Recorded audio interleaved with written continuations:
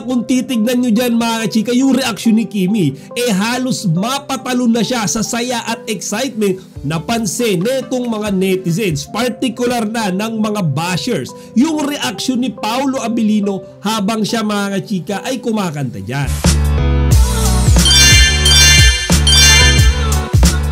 Magandang araw mga kachika, Rigel Pulit, ang inyong chika patro. Bago tayo magsimula mga kachika, inaanyahan ko muna kayong mag-subscribe dito sa ating munting channel para palagi kayo updated sa mga latest at nagtitrending na mga showbiz balita. Kagabi lamang ay opisyal nang dumating ang ating chinita princess na si Kim Chiu sa South Korea. Para nga yan mga kachika sa kanyang gagawing pagtanggap sa award bilang Most Outstanding Asian Star mamaya sa Seoul International Drama Awards. Ngayon mga chika, yung nakakatuwa dyan pagdating niya pa lamang sa airport, talaga namang mainit na siyang sinalubong ng mga Kim Chiu at Kim Pao fans. Binigyan kaagad siya mga kachika ng mga ito ng flowers. Kung mga pansin ko nga puro color pink At yung isa mga kachika kapansin-pansin din yung manika na binigay sa kanya na nakasuot din ng gown na color pink.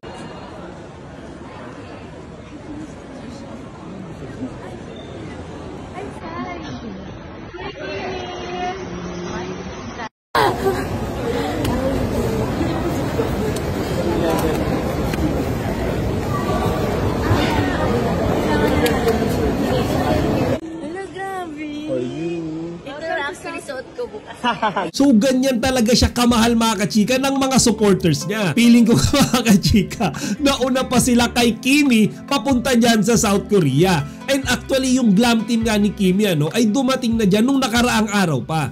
Feeling ko rin kaya nauna sila kay Kimi ay para sila yung mag-asikaso nung board and lodging ni Kimi. Siyempre kung saan tutuloy yung ating chinita princess pagdating niya dyan. Kaya nga mga kachika, nung naispatan ko yung mga videos and images na nagkalat ngayon sa social media, makikita natin kung gaano ka-excited si Kimi pagdating niya dyan. Kasi mga chika, hindi niya na pinalampas yung bawat sandali Naglibot na kaagad siya kasama yung kanyang glam team. Actually yung ibang mga fans niya mga chika ay sumama rin sa kanya.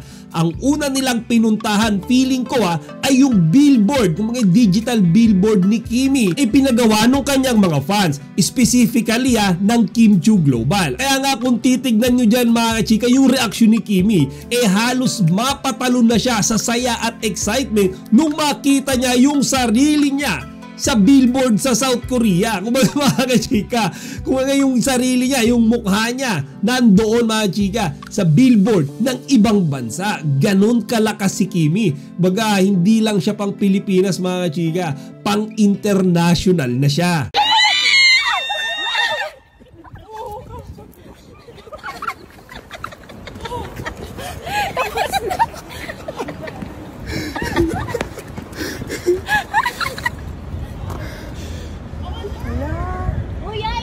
So mamaya mga kachika, sabay-sabay nating sabayan yung Seoul International Drama Awards. Actually magsisimula daw yan late afternoon. Pero feeling ko mga chika, gabi na rin yan magsisimula. Sa totoo nakaka-excite nga mga kachika kung ano ba yung gown na isusuot dyan ni Kimi. Tsaka kung ano yung magiging ganap kapag siya na mismo mga kachika, kapag nando na siya sa entablado para tanggapin yung kanyang award. Samantala mga kachika, i-share ko lang din sa inyo itong isang video na kumakalat ngayon kung saan mapapanood natin yung ABS-CBN Christmas Station ID 2023. Dito nga mga kachika, makikita natin yung mga artista ng ABS-CBN na masayang kumakanta ng Christmas song, Himig ng Pasko. Pero mga kachika, napansin netong mga netizens, particular na ng mga bashers, yung reaksyon ni Paolo Abilino habang siya mga kachika ay kumakanta dyan.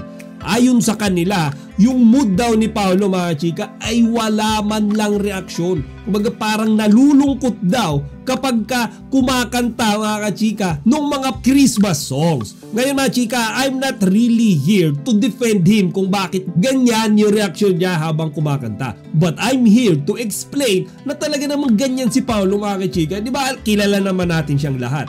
Alam natin kung gaano siya kadamot pagdating sa pagbibigay ng ngiti, di ba mga kachika? Madalas nga siyang napagkakamalang suplado. Pero mga chika, lahat ng kanyang mga nakakatrabaho, lahat ng kanyang mga nakakasalamuha, mga kakilala, family, relative, friends, lahat mga kachika, isa lang ang sinasabi. Si Paulo Abilino daw ay talagang napakabait na tao. Kumbaga, wag daw kayong magpapaloko doon sa mga facial expression niya.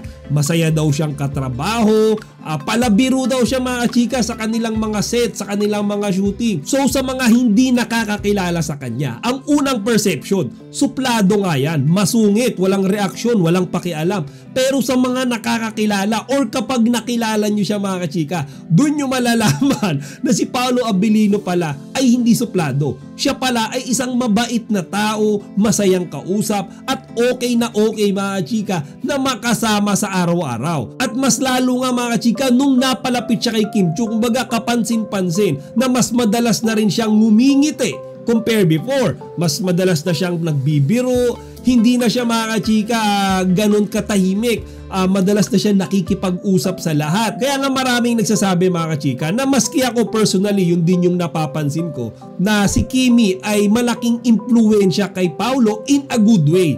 Kumbaga mas nakikilala natin ngayon si Paulo kasi mas nagiging expressive siya pagdating sa kanyang nararamdaman. O siya mga chika, hanggang dito na lang muna. Kita-kits na lang mamaya sa Seoul International Drama Awards. At huwag nyo rin kalimutang ibahagi ang inyong mga opinion dito sa comment section. Chika Patrol signing out!